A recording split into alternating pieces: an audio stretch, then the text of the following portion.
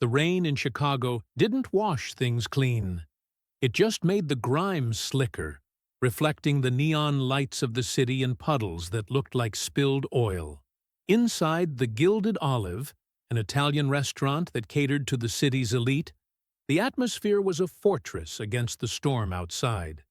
Here, the air smelled of truffles, aged balsamic, and old money. Clara Mitchell adjusted the apron around her waist, wincing slightly. Her feet throbbed, a dull, rhythmic ache that she had learned to ignore after 3 years of working double shifts.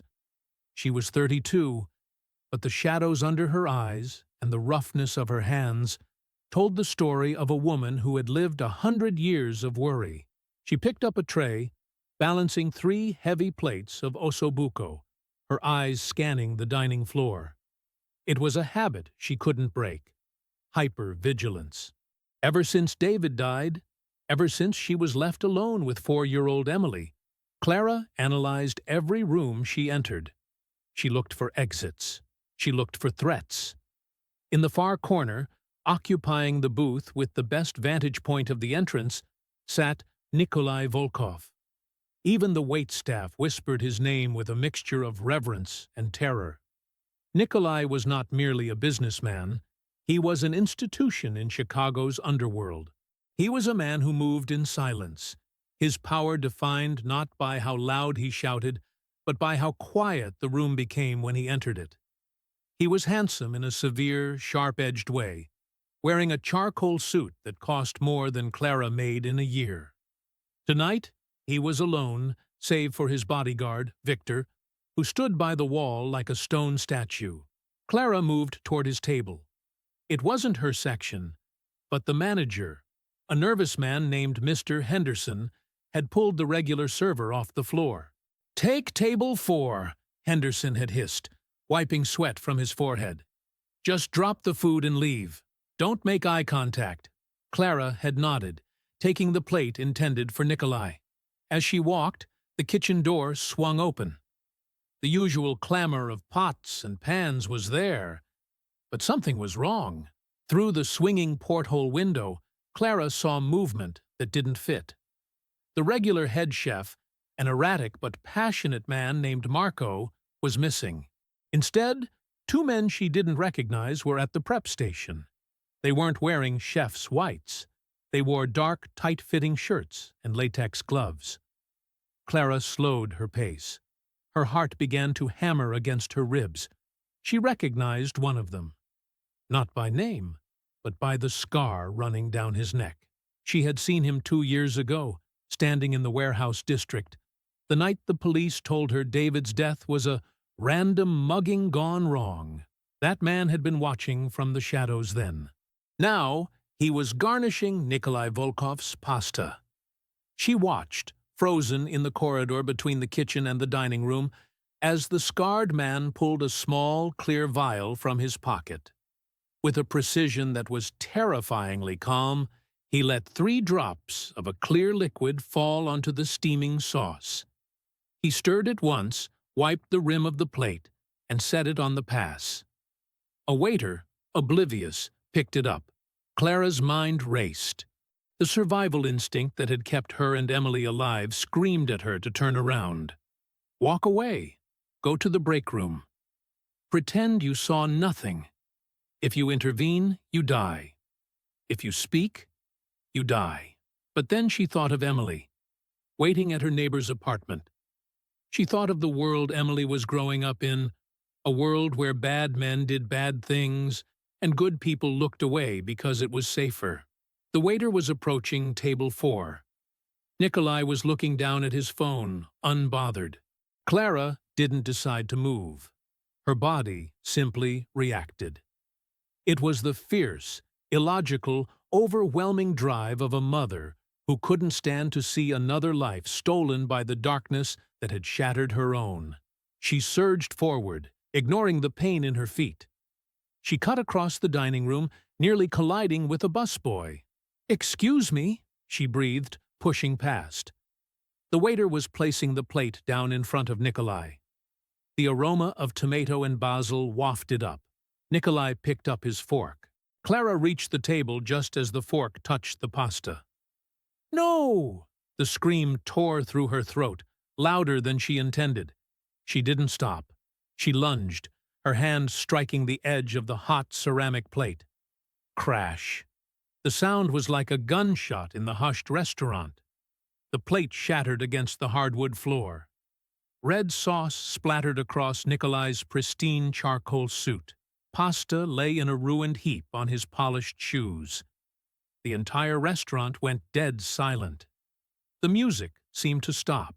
Forks froze mid-air. Victor, the bodyguard, moved with blurring speed. Before Clara could draw a breath, a heavy hand clamped onto her shoulder, forcing her to her knees. She gasped, the pain sharp, but she didn't fight back. Nikolai Volkov didn't move. He didn't flinch. He slowly lowered his fork to the table, the metal clicking against the wood. He looked down at the mess on his shoes, then, slowly, terrifyingly, raised his eyes to meet Clara's. His eyes were gray, like the winter sky before a blizzard. There was no anger in them yet, only a cold, calculating curiosity that was far worse. "Give me one reason," Nikolai said, his voice a low baritone that vibrated in the air. "Why I shouldn't have you removed from this earth before you can blink." Clara trembled, but she didn't look away. She thought of David. She thought of the scar on the man's neck in the kitchen. "Please," she whispered, her voice shaking but audible. "Don't eat it." Victor tightened his grip. "Boss, she's crazy. I'll take her out back." "Wait," Nikolai commanded.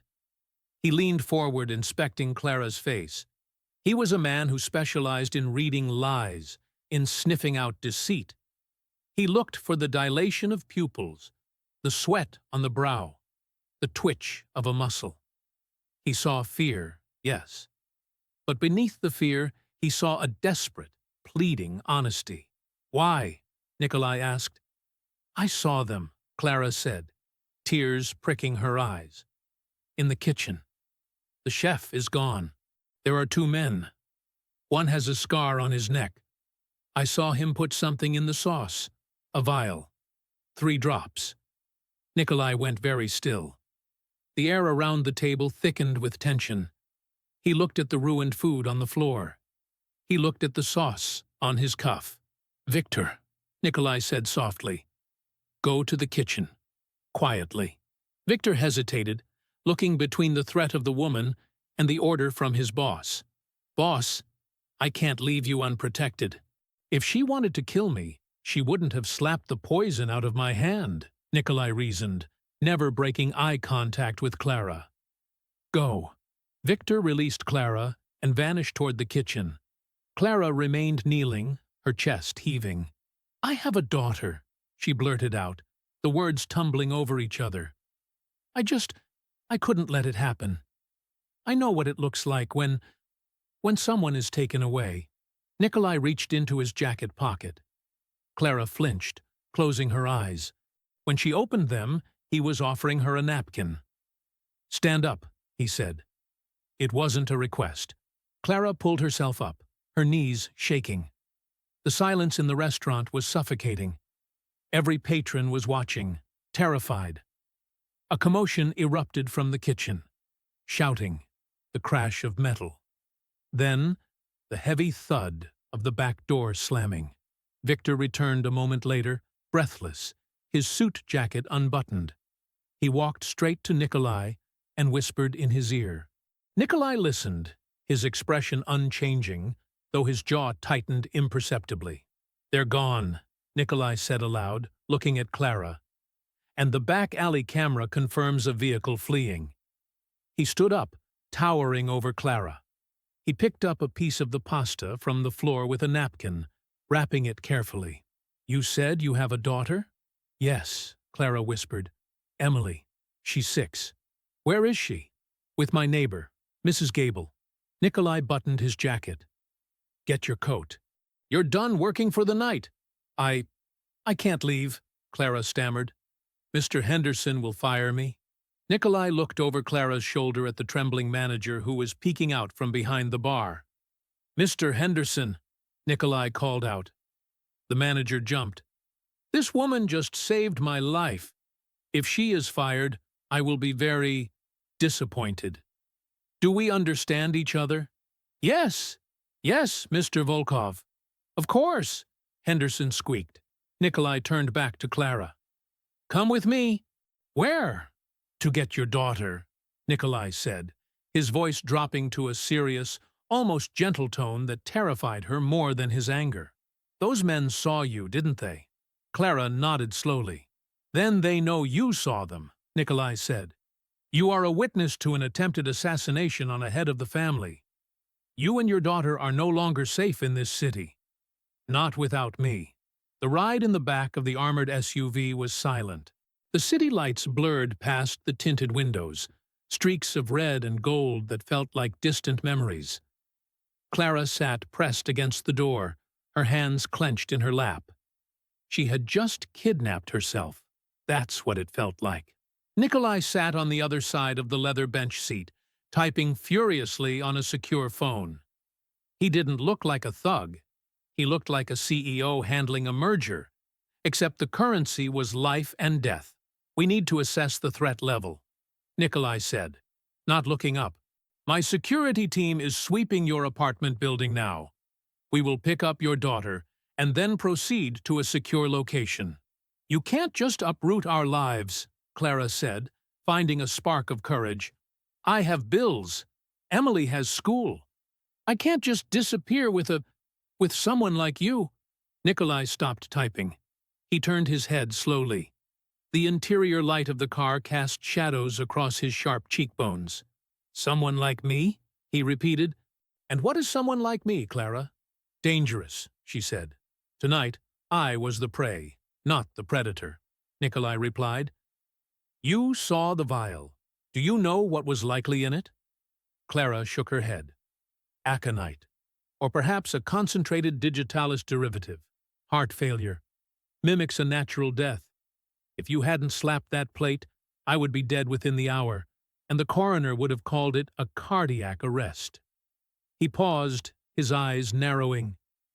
"You recognized the man, the one with the scar." I think so." "Tell me." Clara took a deep breath. 2 years ago. My husband, David. He was an accountant for a logistics firm.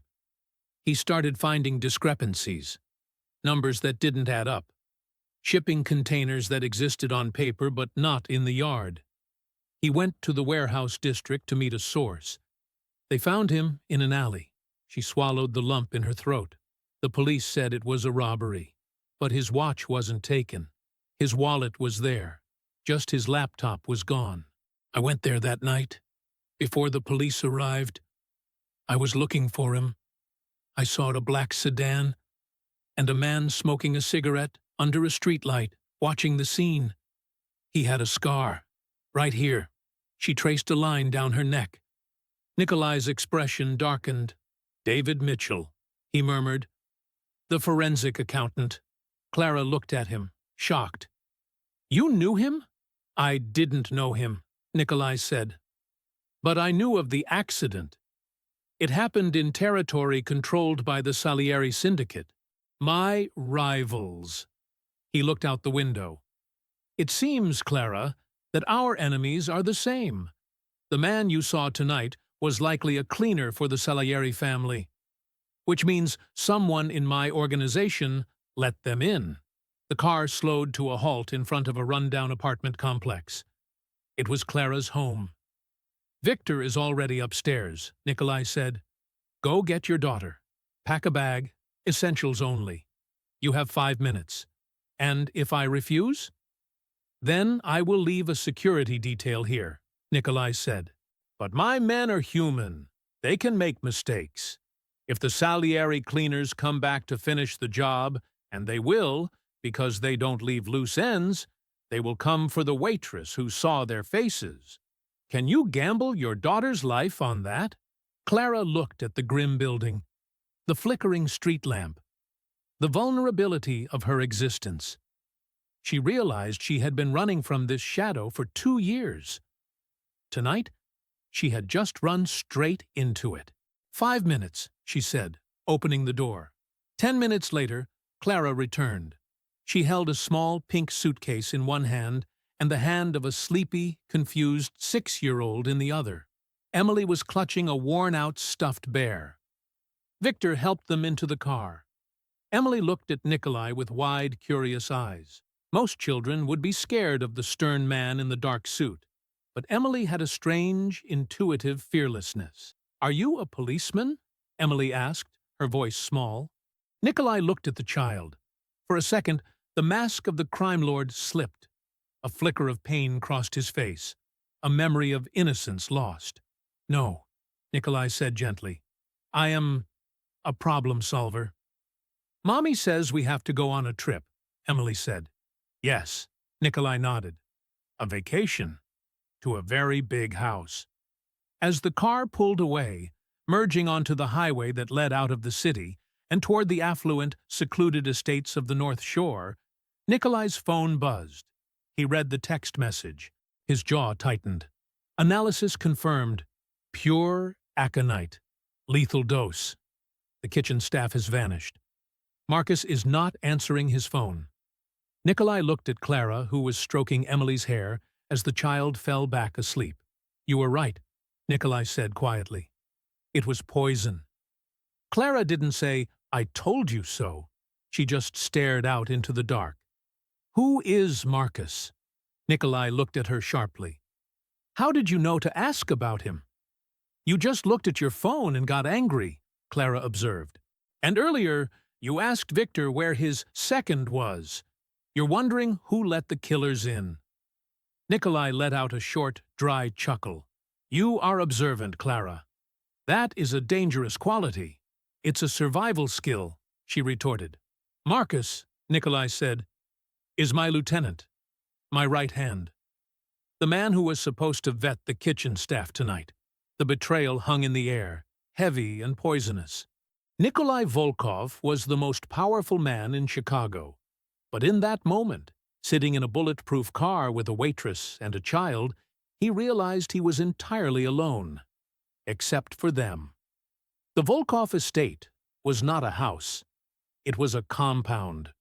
Surrounded by 12-foot stone walls topped with iron spikes and sensors, it sat on 10 acres of manicured land overlooking Lake Michigan.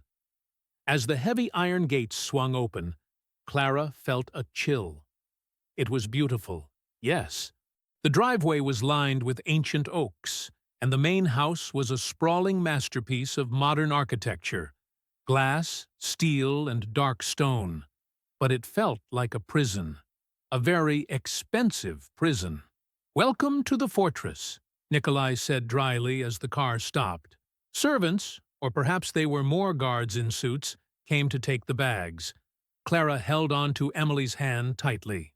"We will be staying in the East Wing," Nikolai instructed the head of household, a stern woman named Elena. "Prepare the guest suite, and set up a room for the child next to it. Verify all perimeter alarms. No one comes in or out without my direct biometric authorization." "Understood, sir," Elena said, eyeing Clara with suspicion. Inside, the house was silent and cold. The furniture was minimal, the art on the walls abstract and severe. There were no family photos, no signs of life. "You live here alone?" Clara asked as they walked up the grand staircase. "Privacy is a luxury," Nikolai replied. "It looks lonely," Emily piped up. Clara squeezed Emily's hand. "Emily, shh." Nikolai stopped on the stairs. He turned to look at the little girl. "It is quiet, yes, but quiet is safe." "My daddy is quiet," Emily said matter-of-factly. "He's in heaven. Mommy says he's watching us." Nikolai's face softened again. He looked at Clara. "Does she remember him?" "A little," Clara said. "She remembers he used to sing to her." Nikolai nodded and continued walking. He led them to a suite that was larger than Clara's entire apartment. "This is your area. It has everything you need. Food will be brought to you. Do not leave the estate grounds. Do not answer the landlines if they ring. Do not go near the windows at night." "How long?" Clara asked, standing in the doorway. "How long do we have to stay here?" "Until I find the people who tried to kill me," Nikolai said. "And until I ensure they don't know who you are. And if they already know, then I kill them," Nikolai said simply. "Get some rest. Tomorrow, we work." "Work? You have a memory for faces, Clara. You saw the men. I have security footage, files, dossiers. Tomorrow you are going to help me identify the rot in my organization." He turned to leave, but stopped. "Thank you," he said, his back to her. "For what?" "For not looking away." He closed the door. Clara sank onto the massive bed, the adrenaline finally crashing. She looked at Emily, who was bouncing on the mattress, delighted by the luxury. "Mommy, this bed is like a cloud." Clara forced a smile. "It is, sweetie." But as she looked around the room, she noticed the details. The windows were reinforced glass. The door had a heavy lock. There were cameras in the hallway. She walked to the window and looked out at the grounds. Below, men with dogs were patrolling the perimeter. She had saved a monster's life. And now, she was living in his belly. But as she thought about the man with the scar, the man who killed David, a cold resolve settled in her chest. The police hadn't helped her. The system hadn't helped her. Maybe, just maybe, a monster was exactly what she needed to finally get justice. Downstairs in his study, Nikolai poured a glass of amber liquid. He didn't drink it. He stared at the monitors on his wall. One screen showed the guest room. He watched Clara tuck Emily in. He opened a drawer and pulled out a faded photograph. It was of a young boy and a girl laughing in the snow. "I won't let it happen again, Katya," he whispered to the girl in the photo. "I won't lose another innocent." His phone rang. It was Marcus. Nikolai stared at the name on the screen. The man who had been like a brother to him. The man who had just tried to poison him. Nikolai picked up the phone. His voice was calm, deadly. "Marcus, where are you?" "Sorry, boss." Marcus's voice came through, crackling. "Bad signal. Just wrapping up business. Heading your way." "Don't hurry," Nikolai said. "I'm just enjoying a late dinner." He hung up. The game had begun, and this time he had a secret weapon. A waitress who saw everything. End of part 1. In the next part, Clara steps into the world of shadows, using her memory to hunt down the traitors. But as she gets closer to Nikolai, she discovers that the line between good and evil is far blurrier than she thought, and the threat is already inside the house. The morning sun hit the Volkov estate with a deceptive brilliance, turning the frost on the lawn into millions of tiny diamonds. Inside the high-security kitchen, the atmosphere was less sparkling. Clara stood by the massive marble island, making toast. It was a mundane act in an extraordinary setting. She was wearing a plush robe that the housekeeper, Elena, had provided. It was 3 sizes too big, making her look even more fragile than she was. Emily sat at the counter, swinging her legs, happily devouring a bowl of cereal that cost more per box than Clara used to spend on a week of groceries. "Mommy, the milk tastes like vanilla," Emily chirped. "It's almond milk, sweetie," Clara said, forcing a smile. Her eyes kept darting to the doorway.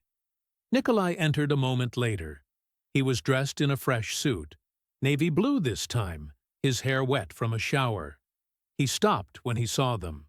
It was clear he wasn't used to seeing domestic scenes in his fortress. He looked at the box of cereal, then at the toast, then at Clara. "The chef could have made you anything," Nikolai said, walking to the coffee machine. "Eggs Benedict, crepes, steak.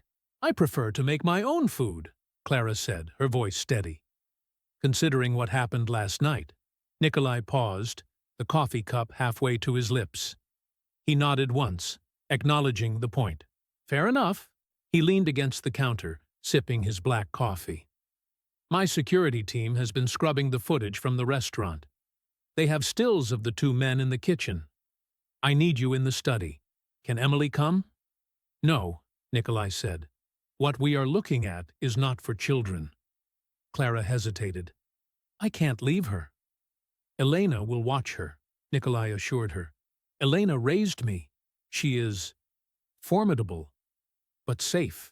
After a tense introduction where Emily was bribed with the promise of a heated indoor pool, Clara followed Nikolai down a long corridor to the West Wing. The study was more like a command center. Screens covered one wall, displaying live feeds of the estate perimeter, stock market tickers, and encrypted chat logs. In the center of the room was a mahogany desk cluttered with files. Sit, Nikolai commanded, pointing to a leather chair. He tapped a keyboard, and the large central screen flickered to life. It showed a grainy, zoomed-in image of the restaurant kitchen. Is this him? Nikolai asked. Clara leaned forward. The image showed a man in a profile view. The scar on his neck was visible, jagged and white against his skin. Yes, Clara said, her breath catching. That's him, the one with the vial. His name is Alexei Durov, Nikolai said, his voice cold. A freelance enforcer. He usually works for the highest bidder. But lately, he's been seen in the company of the Salieri family. He swiped the screen. Another photo appeared. This one showed the second man, the one who had been prepping the pasta. I don't know him, Clara said. That, Nikolai said, is a low-level dealer named Soto. He's nobody. Disposable muscle. Nikolai paced the room. The question is not who they are. I know who they are now. The question is how they knew. How they knew what? My schedule, Nikolai said. I don't have a routine. I decide where to eat 30 minutes before I go. Only 3 people knew I was going to the Gilded Olive last night. My driver, Victor, and my lieutenant, Marcus. Clara watched him. You suspect Marcus. Marcus and I grew up together, Nikolai said, staring at the screen. We starved together on these streets. We built this empire from nothing. To suspect him is to suspect my own right arm. But you do suspect him, Clara pressed. That's why you didn't tell him I'm here. Nikolai turned to her. You said your husband was an accountant. You said he found discrepancies. Yes. I have retrieved the hard drives from my logistics company, Nikolai said, gesturing to a stack of drives on the desk. This is the business Marcus runs for me. Ostensibly, we ship luxury cars and electronics, legitimate imports. Ostensibly? Clara asked. I am a criminal, Clara, not a liar. We smuggle untaxed goods, but I have rules. No drugs, no weapons, and absolutely no human trafficking. Those are lines I do not cross. He pushed a laptop toward her. If Marcus is betraying me, the money trail will prove it. You lived with a forensic accountant for 10 years. You said you helped him sometimes? I organized his files, Clara said. I know what he looked for. Double invoicing, shell companies, weight discrepancies. Look, Nikolai said. Find me the lie. For the next 4 hours, the room was silent, except for the clicking of keys. Clara forgot her fear. She fell into a trance of numbers and spreadsheets. It was a language she understood. It was the language David had taught her late at night, when he couldn't sleep, worried about what he had found. Nikolai worked silently beside her, reviewing security protocols. Suddenly, Clara stopped. Here, she whispered. Nikolai was at her side in an instant. What is it?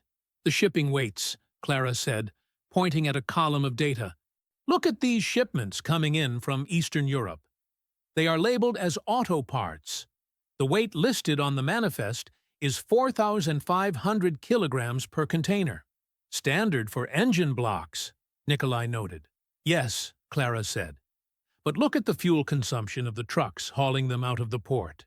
It's too low. Nikolai frowned. Too low?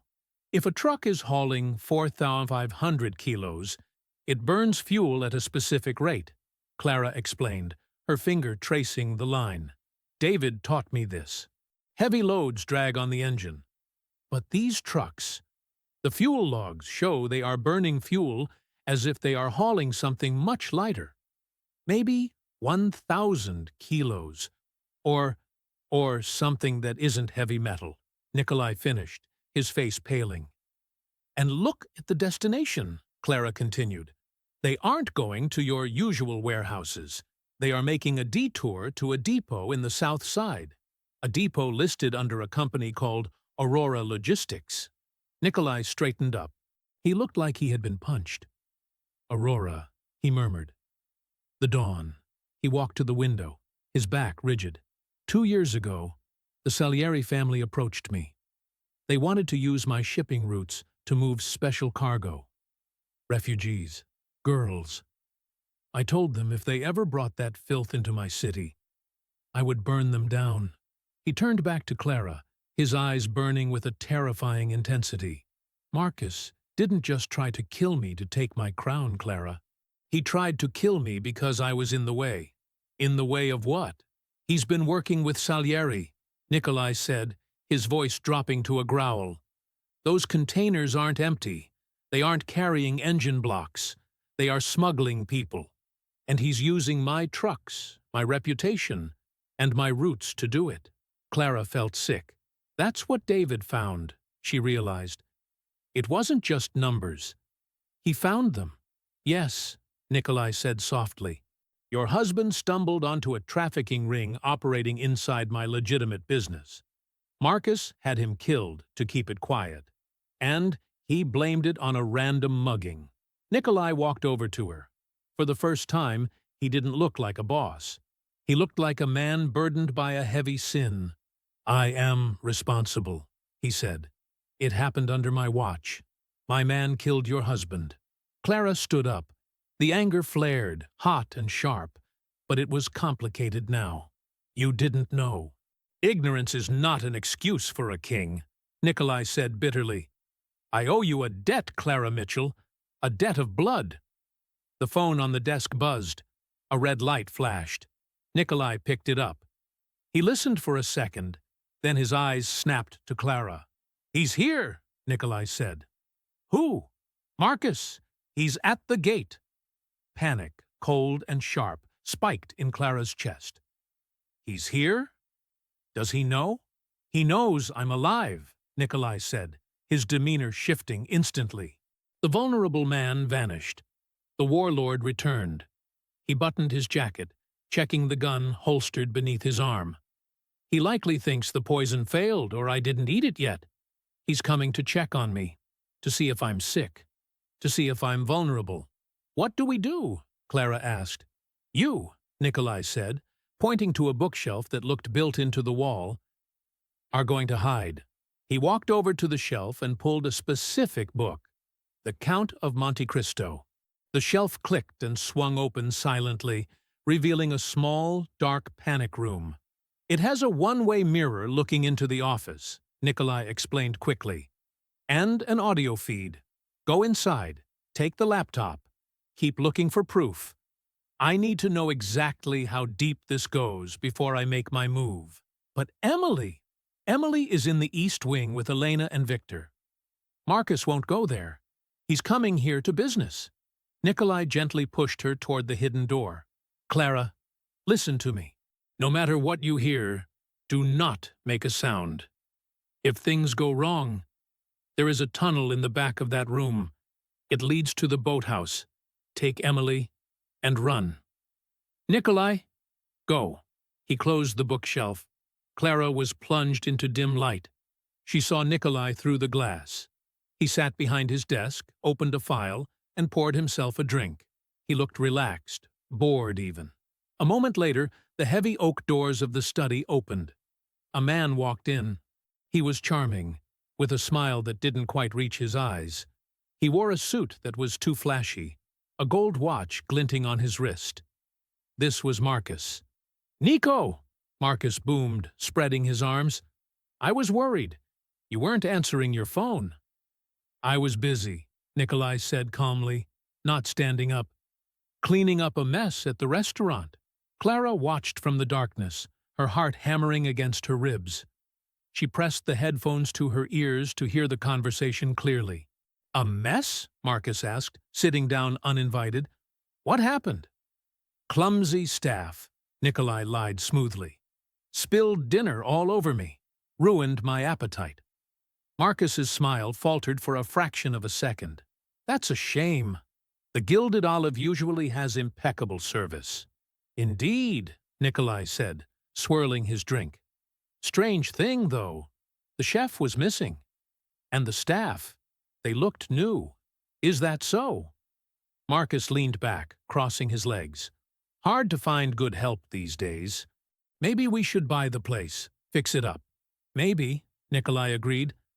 "So, why are you here, Marcus? You usually don't come to the fortress unless the house is on fire." "Business, Nico. The shipment from Odessa. It's stuck in customs. I need your authorization to bribe the port authority." "Odessa?" Nikolai repeated. "That's the auto parts shipment?" "Yeah. Engines. Heavy load," Nikolai noted. "Must be expensive to move. You know how it is.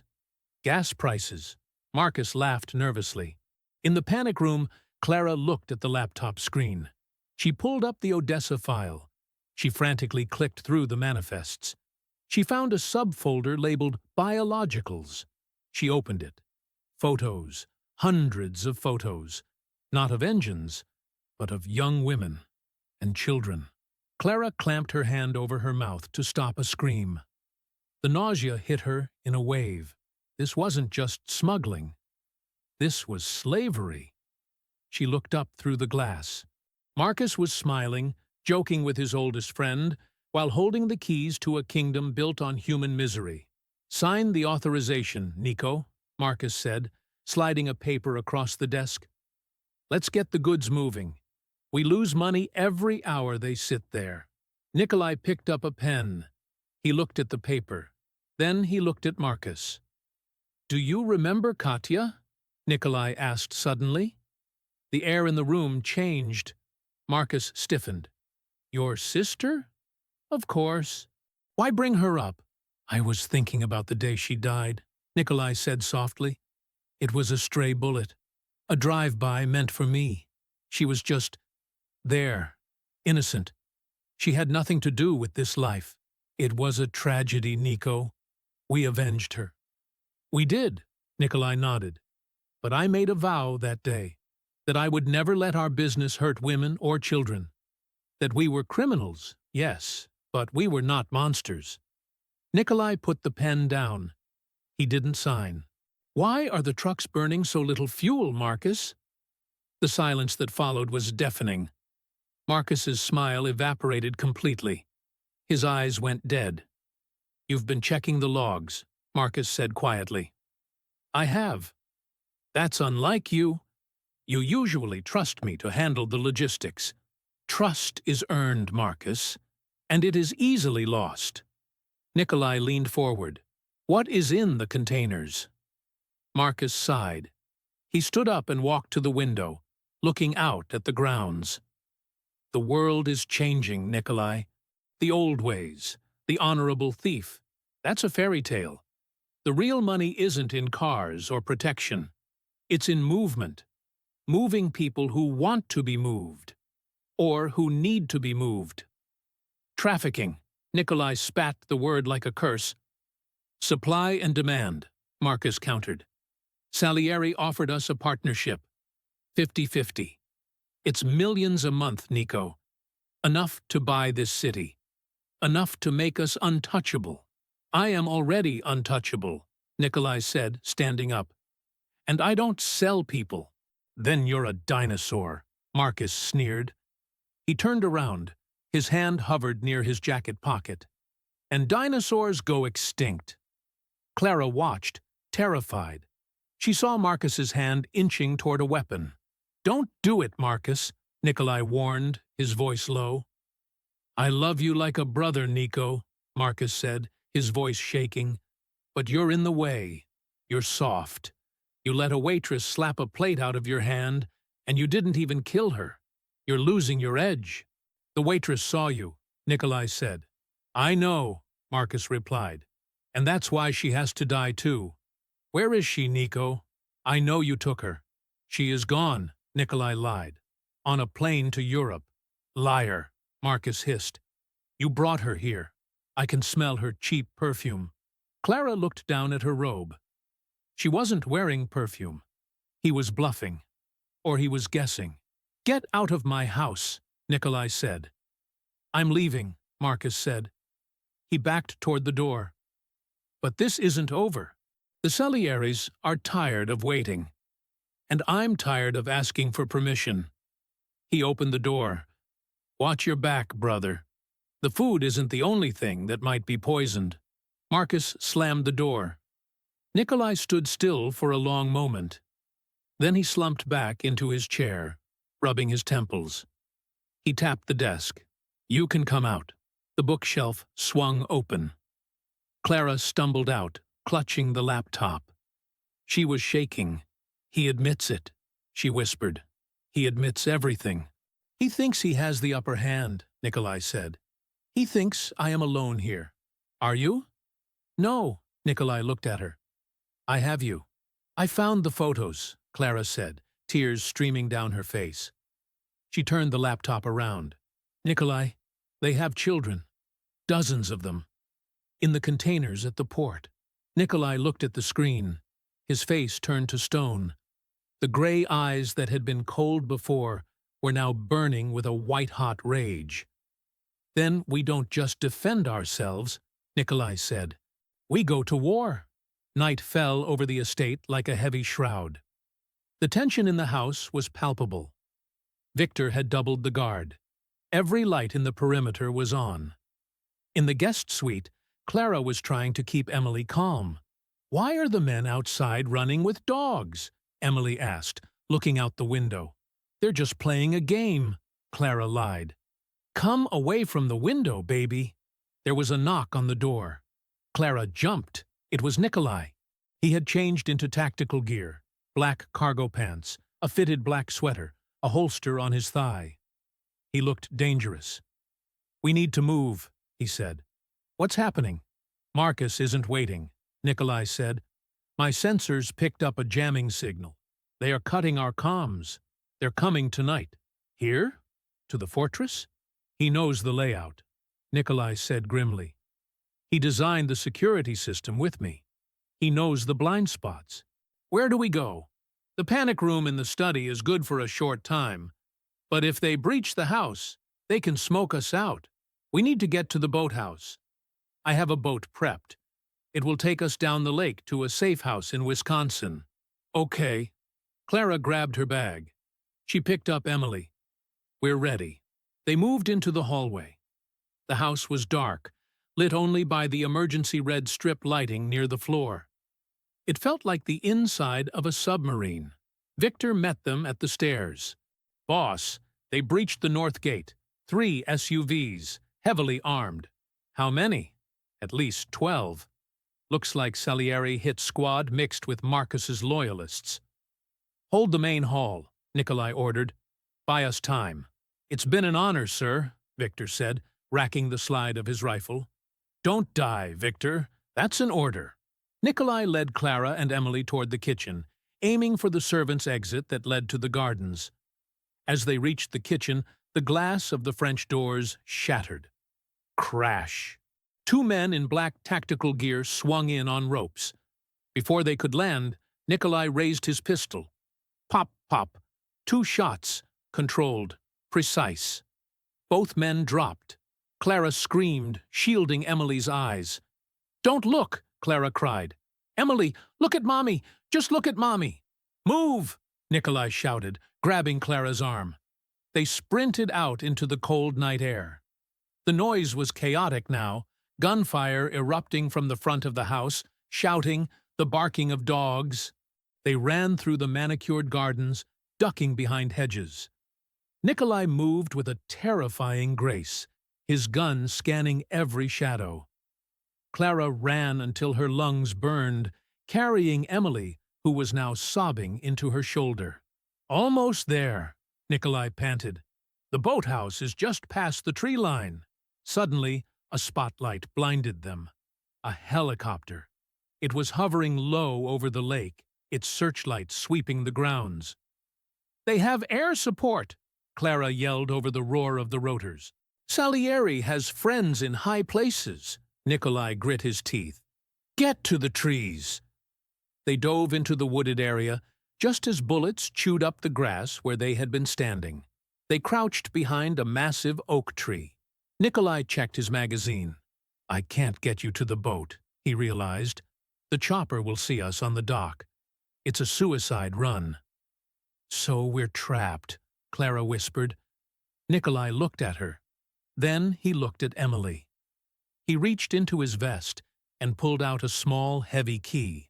"There is an old storm drain," Nikolai said, 50 yards east. It leads to the old wine cellar under the main house. It's reinforced concrete. Safe. We're going back in?" "No," Nikolai said. He looked at her with an intensity that stopped her heart. "You are going in. I am going to draw them away." "No!" Clara grabbed his arm. "You'll be killed." "If I stay with you, we all die," Nikolai said. "Marcus wants me. If I run toward the boat, the chopper will follow me. The ground team will follow me. You can slip into the drain. Nikolai, please." He reached out and touched her face. His hand was warm, rough, and surprisingly gentle. "You saved my life in the restaurant, Clara. Now let me save yours." He looked at Emily. "Be brave, little one." Then, without waiting for an answer, Nikolai broke cover. He sprinted toward the boathouse, firing his weapon into the air, screaming a challenge at the helicopter. "Over here! Come and get it!" The spotlight swung toward him. The gunfire shifted, chasing him. Clara watched him run, a lone figure against the might of an army. "Come on!" she sobbed, pulling Emily. They scrambled through the mud to the iron grate of the storm drain. Clara fumbled with the key Nikolai had given her. Her hands were shaking. The gunfire was getting louder. Click. The grate swung open. She pushed Emily inside, then scrambled in after her, pulling the grate shut just as a group of men ran past, shouting instructions to follow the target toward the lake. In the darkness of the drain, smelling of damp earth and rust, Clara held Emily tight. She listened to the war raging above. She realized then that Nikolai wasn't just a mob boss. He was a man who had been waiting for something worth dying for. And tonight, he had decided that something was them. The storm drain was not built for human travel. It was a cylindrical throat of concrete, slick with moss and smelling of old rain and decay. Clara crawled on her hands and knees, the rough surface scraping her skin raw. Emily clung to her back, her small arms wrapped tightly around Clara's neck, her face buried in Clara's coat. "I don't like it here, Mommy," Emily whimpered, her voice echoing in the damp tunnel. "It's dark. I know, baby," Clara whispered, fighting the urge to scream herself. "We're almost there. Just like the rabbits in your storybook, remember? We're going into the burrow where the wolves can't find us." Above them, the muffled thud of explosions vibrated through the earth. Dust trickled down from the cracks in the ceiling. Nikolai was up there, dying. The thought made Clara crawl faster. After what felt like an eternity, the tunnel opened up into a square, brick-lined chamber.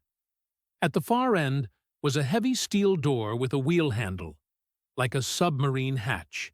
Clara scrambled toward it. She placed Emily on the dry floor. "Stand back, Em." Clara grabbed the wheel. It was cold and rusted. She gritted her teeth and pulled. It didn't budge. "Please," she begged the metal. "Please." She thought of the man with the scar. She thought of David lying in the alley. She thought of Nikolai running into the spotlight to draw the fire away from them. She put her entire body weight into it, screaming with effort. With a screech of protesting metal, the wheel turned. Clara spun it until the latch disengaged, then pushed the heavy door open. They stumbled inside. It wasn't a wine cellar. The room was vast, climate-controlled, and lined not with bottles, but with servers. Rows of black computer towers hummed with blue lights. In the center was a single desk with 3 monitors and a satellite phone. This wasn't a basement. It was a brain. The central nervous system of Nikolai's empire. "Wow," Emily breathed, forgetting her fear for a second. "Look at the lights." Clara locked the heavy steel door behind them. She spun the wheel, sealing them in. For the first time in hours, the air was still. The noise of the battle outside was gone, replaced by the low hum of cooling fans. Clara rushed to the desk. The monitors were asleep. She shook the mouse. The screens flared to life.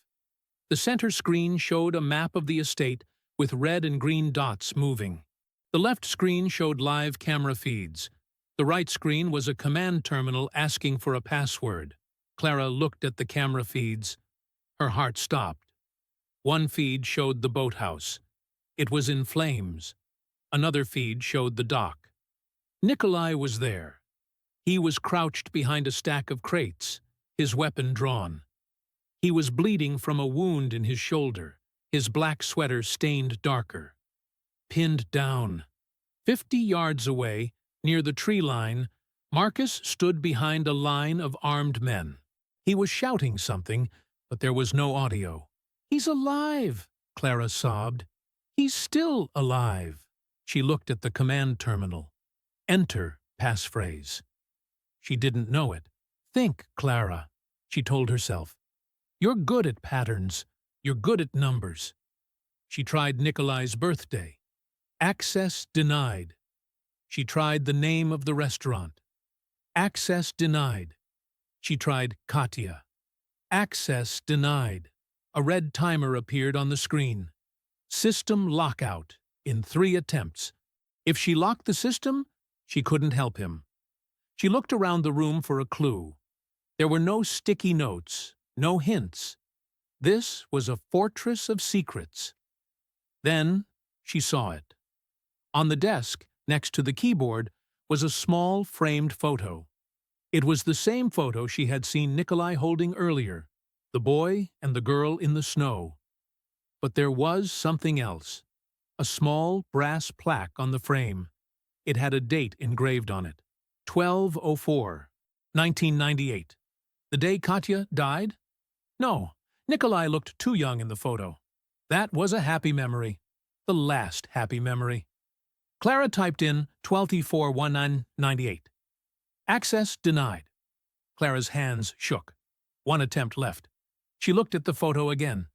She looked at Emily, who was sitting on the floor, drawing with her finger on the dusty carpet. "Mommy, look," Emily said. "The boy in the picture has a snow fort." Clara looked closer. In the background of the photo, behind the children, was a sign on a building. It was blurry, partially obscured by snow. It read, Volkov Bakery. Nikolai had told her they starved on the streets. But this photo, this was before the streets. This was before the crime. This was their origin. Clara closed her eyes. What was the one thing Nikolai valued above all else? Above money? Above power? Family? But in Russian. She remembered David telling her once that passwords should be words that mean something in your mother tongue. She didn't speak Russian. Wait. Earlier, in the car, Nikolai had said a phrase when he looked at the photo of his sister. He had whispered it. Moy angel. My angel. Clara typed it in. Moyangel. The screen flashed green. Access granted. Clara let out a breath she didn't know she was holding. The system opened up. It wasn't just security controls. It was everything. Bank accounts, blackmail files, shipping routes, and the PA system. She had the voice of God. Now she just had to figure out what to say. On the dock, The air smelled of gasoline and impending death. Nikolai Volkov checked his weapon. Empty. He reached for his backup magazine. 2 rounds left. His shoulder burned like fire where the bullet had grazed him. He was dizzy from blood loss. "Give it up, Nico!" Marcus shouted from the safety of the trees. "It's over. The helicopter has thermal. We know the girl isn't with you. We'll find them after we deal with you." Nikolai closed his eyes. He had bought them 10 minutes.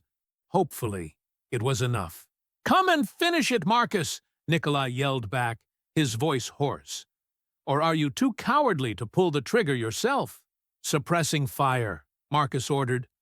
The wooden crates around Nikolai splintered as a hail of bullets tore into them. He curled into a ball, waiting for the inevitable. Suddenly, a screech of feedback tore through the night air. It was so loud that the gunmen stopped firing, covering their ears. The external speakers, hidden in the trees on the boathouse along the perimeter, crackled to life. "Marcus!" The voice was female, trembling but loud, amplified to a deafening volume. Nikolai's eyes widened. "Clara." Marcus looked around wildly. "Who is that? Cut the feed." "I can't!" one of his men shouted. "It's hardwired from the bunker." Clara's voice boomed across the estate again. "Marcus, listen to me carefully.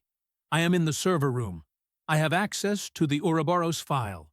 On the dock, Nikolai froze. He didn't have an Ouroboros file. She was bluffing. "I see the transfers, Marcus," Clara continued, her voice gaining strength.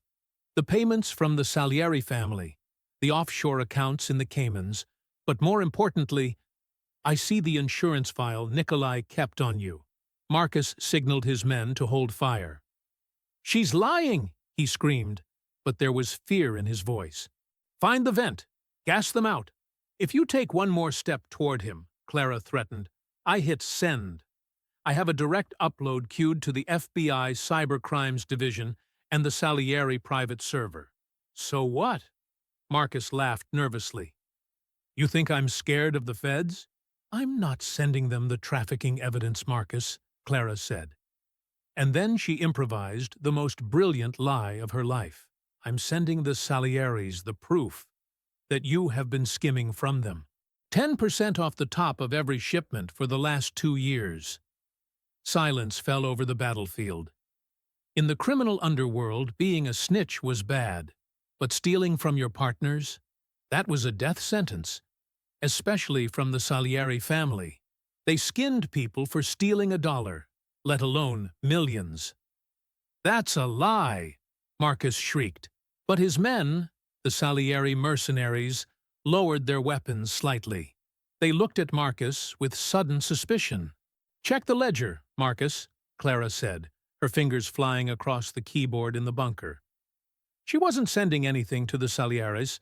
She didn't have their address. But she was manipulating the estate's lighting system. "You have 10 seconds to drop your weapons," Clara announced. "Or I send the file. And then the Salieri hit squad won't be looking at Nikolai. They'll be looking at you." "Kill him!" Marcus screamed at the mercenaries. "Kill him now!" The mercenaries didn't move. The leader, a masked man, turned to Marcus. "Is it true? Have you been skimming?" "No. She's the waitress. She knows nothing." "I have the bank routing numbers." Clara read them out over the speakers. She was reading Marcus's legitimate payroll account numbers, but in the heat of the moment, they sounded like damning evidence. 10, Clara counted down. 9. Kill her! Marcus pulled his own gun and aimed it at the house. 8. Clara hit a command on the keyboard. Floodlights. Strobe mode. Instantly, the entire estate began to flash. The massive perimeter lights pulsed rapidly. Blind darkness. Blinding white. Blind darkness. It was disorienting. It induced nausea. "Now! Nikolai!" Clara screamed over the PA. Nikolai didn't hesitate. He knew the layout of his dock even in the dark. He rolled out from cover, not firing at the mercenaries, but firing at the fuel tank of the burning boat next to the dock. Boom! The explosion was massive. It knocked Marcus and his men off their feet. The shockwave tore through the trees. Nikolai dove into the water. "Retreat!" the mercenary leader yelled. "It's a trap! Pull back!" "No! Stand your ground!" Marcus screamed, scrambling in the mud. But the mercenaries were mercenaries. They fought for money, not for suicidal loyalty. Between the potential betrayal by Marcus and the chaos of the exploding dock, the equation had changed. They cut their losses. The SUVs roared to life. The helicopter banked away, abandoning the mission. Marcus was left alone on the lawn, coughing in the smoke, his gun waving uselessly at the strobe lights. In the water, Nikolai surfaced under the pier. He dragged himself up the ladder, shivering, bleeding, but alive. He limped toward the house. He found Marcus trying to hotwire one of the remaining cars. Nikolai didn't run. He walked, slow, deliberate. The strobe lights flashed, making his movement look like a stop-motion horror movie. Marcus looked up. He saw Nikolai emerging from the smoke like a revenant. "Nico," Marcus stammered, backing up. It was just business." Nikolai didn't speak. He walked up to Marcus, who raised his gun. Nikolai slapped the gun away with his good hand, a move that echoed Clara slapping the plate. He struck Marcus once, hard, across the jaw. Marcus crumbled. Nikolai stood over him, breathing heavily. The speakers crackled one last time. "Nikolai?" Clara's voice was small now. "Are you okay?" Nikolai looked up at the security camera mounted on the garage. He raised a bloody hand in acknowledgement. He looked down at Marcus. He could end it right here. He should end it right here. But then he heard the sirens, distant, but getting closer. The explosion had drawn the real police. "You're lucky," Nikolai whispered to the unconscious Marcus. "Death is too easy for you." He dragged Marcus by the collar, zip-tied his hands with a plastic tie from the garden shed, and left him in the driveway for the authorities. Attached to Marcus's lapel, Nikolai placed a flash drive he pulled from his pocket, the real evidence of the trafficking. Nikolai limped toward the storm drain entrance. He had to get Clara and Emily out before the police arrived. The police in this district were on Salieri's payroll. They couldn't be found here. He spun the wheel of the bunker door. It opened. Clara stood there, pale and trembling. Emily was asleep on the floor, exhausted. Nikolai looked at Clara. He looked at the monitors where she had orchestrated his survival. "You lied to them," Nikolai rasped, a ghost of a smile touching his lips. "I learned from the best," Clara replied, tears finally spilling over. Nikolai collapsed into her arms. For the first time in his life, the wolf was the one being held. The safe house was a cabin made of rough-hewn pine, buried deep in the snowy woods of northern Wisconsin. It was silent, save for the crackling of the fireplace and the wind howling through the evergreens outside. It had been 3 days since the attack at the estate. Nikolai lay on the leather sofa, his shoulder bandaged, staring at the ceiling beams. The fever from the infection had broken that morning, leaving him weak but lucid. For a man who had spent his life controlling everything, every shipment, every meeting, every breath in a room, this helplessness was a new kind of torture. But it was also peaceful. In the kitchen, Clara was chopping vegetables.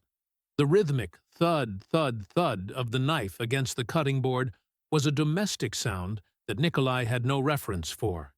He had grown up in orphanages and barracks. He lived in hotels and fortresses. The sound of a mother cooking dinner was a language he had never learned. Emily sat on the rug near the fire, coloring in a book Victor had managed to pack. "Mr. Nikolai?" Emily asked, not looking up.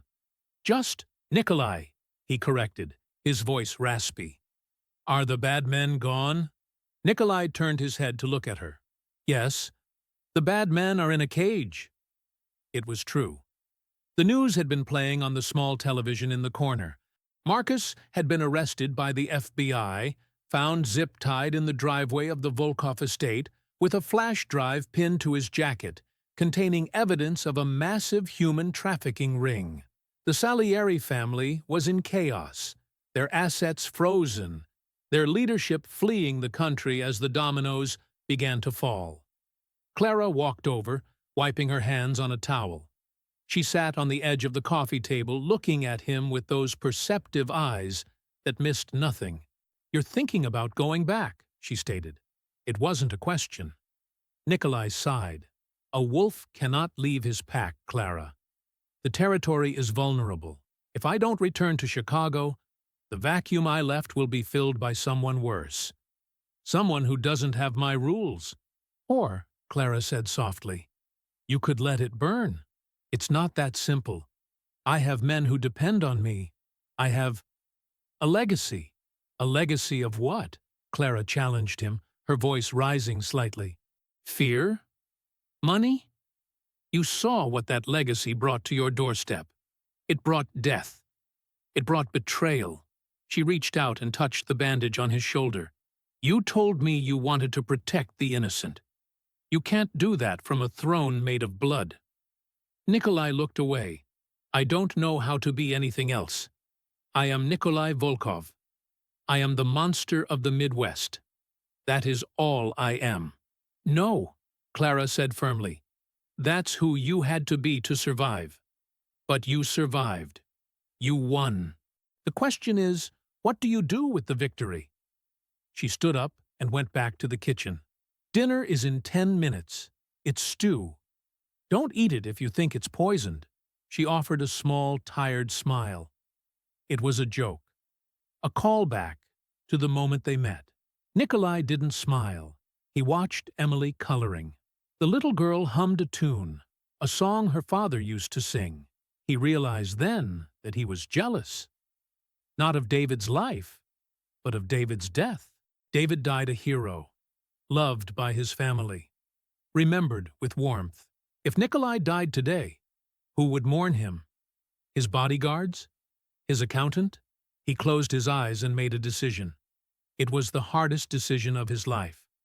Harder than pulling a trigger. Harder than ordering a hit. He reached for the burner phone on the table. He dialed a number he had memorized years ago but never intended to use. "Agent Miller," Nikolai said when the line connected. There was a stunned silence on the other end. "Volkov, we have a warrant out for you. We assumed you were halfway to Russia." "I'm not in Russia," Nikolai said. "I'm offering you a trade. We don't make deals with kingpins." "You do when the kingpin hands you the keys to the kingdom," Nikolai said calmly. "I will give you everything. The routes, the shell companies, the names of every corrupt judge and politician on the payroll. I will dismantle the entire organization for you." "And what do you want in exchange?" Miller asked, skepticism dripping from his voice. "Immunity?" "No," Nikolai said. "I want a ghost." "A ghost?" "I want Nikolai Volkov to be confirmed dead. I want a death certificate. I want the file closed. And I want 3 new identities, clean ones, with no history." "You want to walk away," Miller realized. "I am already gone," Nikolai said. "Do we have a deal? Or should I call the press and give the story to them?" There was a long pause. Nikolai watched Clara stirring the stew. He watched Emily turn the page of her book. "Where can we meet?" Miller asked. Nikolai gave him the coordinates of an abandoned airfield 10 miles south. He hung up the phone. He felt lighter. The crown was gone. "Clara!" he called out. She turned. "Pack your things," he said. "We have one last stop." 1 year later, the bell above the door chimed, announcing a customer. The small bistro on the coast of Maine smelled of fresh sourdough, rosemary, and the sea. It was a humble place, just 10 tables, exposed brick walls, and a large window overlooking the harbor. "Be right with you," a voice called from the kitchen. A man stepped out. He wore a white apron over a simple flannel shirt. His hair was longer now, softer, less severe. The lines of stress that used to etch his forehead were gone, replaced by laugh lines around his eyes. He wasn't Nikolai Volkov anymore. To the locals, he was Nick, the quiet owner who made the best osso buco in the state. He walked to the counter, wiping his hands. "Table for two?" he asked the couple standing there. "Actually, we're looking for the owner," the woman said. She held a badge. "Health inspector." Nick smiled. A genuine smile. "Everything is up to code. My wife is very strict about cleanliness." "Nick!" Clara walked out from the back office, carrying a stack of invoices. She looked radiant. The shadows under her eyes were gone. She wore her hair down, and there was a calmness about her that hadn't been there a year ago. She saw the inspector and laughed. "Don't let him charm you. Check the fridge temperature. He likes to keep the white wine a degree too warm. It brings out the notes of the grape," Nick argued playfully. As the inspector went into the kitchen, Nick walked around the counter and kissed Clara on the forehead. "Emily is back from school," Clara said softly. "She's doing her homework at table 4. Nick looked over. Emily, now 7 and missing a front tooth, was scribbling furiously in a notebook. He walked over to her. "What are you working on, little bear?" "Math," Emily groaned. "It's hard." Nick sat down opposite her. "Numbers aren't hard. They are just a story. You just have to find the pattern." He picked up a pencil. "Look, if you have 10 apples and you give 3 to your friend..." He stopped. He remembered the shipping containers, the weight discrepancies, the numbers that had almost destroyed them, and the numbers that had saved them. "If you give 3 to your friend," Nick corrected himself, "then you have shared something, and that is better than having 10 apples alone." Emily giggled. "That's not math, Nick. That's sharing." "It's the only math that matters," he winked. Later that evening, after the last customer had left, and the closed sign was flipped, Clara and Nick sat on the small patio behind the restaurant, watching the sunset over the Atlantic. Nick poured 2 glasses of wine. He handed one to Clara. "Do you miss it?" Clara asked suddenly. "Miss what?" "The power, the money, being the man everyone feared." Nick took a sip of wine. He looked at his hands, hands that used to hold guns, now calloused from kneading dough and chopping wood. "I had a dream last night," Nick said. "I was back in the restaurant in Chicago. The plate crashed on the floor. But this time, I didn't stop. I ate the food. And I died." He turned to Clara. "I woke up in a cold sweat. Not because I died, but because in that version of the story, I never met you. I never knew Emily. I died a king, but I died alone." He reached into his pocket and pulled out a small velvet box. Clara's breath hitched. "I am not a rich man anymore, Clara," Nick said, opening the box. Inside was a simple ring, vintage with a small sapphire. "I cannot give you a fortress. I cannot give you an army. But I can give you a promise." "What promise?" Clara whispered, tears welling in her eyes. "That I will never eat anything unless you tell me it's safe." Nick grinned. Clara laughed, a sound that was half sob. "You idiot."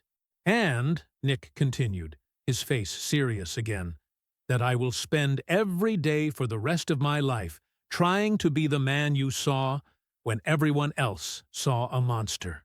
Clara took the ring. She didn't put it on immediately. She held it tight in her fist.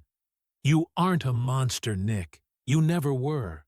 You were just a man lost in the dark." She slipped the ring onto her finger. "And I'm glad I found you."